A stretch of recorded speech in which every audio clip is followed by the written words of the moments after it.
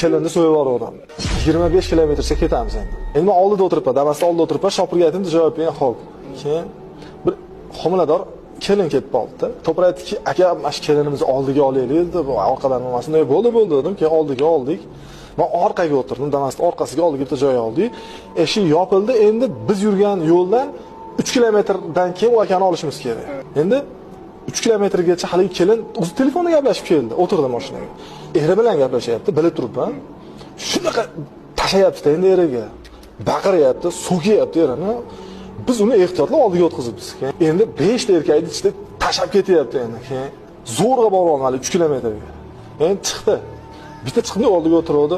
Telkasiga urib, "Lo'ba aka" desam, men qarab, "Ha" dedi. "Men ko'rinmaysan demaysiz" dedi. Desam, hayron bo'lib, "Ha, men ko'rinmaysan" dedi. "Ha, aka qamalib chiqdim" dedi. "Qamalib chiqdim, 5 yil o'lyapti aka." Desam, "Nima qamalasan" dedi. "Kelinni so'yib yubordim." Telefonda tashodi, dedim, so'yib yubordim, o'lmay qoldim. O'lganda 20 yil berardi, rozi edim. Men shuna yomon ko'raman, telefonda baqiradiganlardan, shuna to'yib turibman, o'zi 1 oy bo'ldi, charchagam o'sgan yo'q hali. San Ali keyin o'chdi. 25 kilometr mazza qilib ketdik ekan.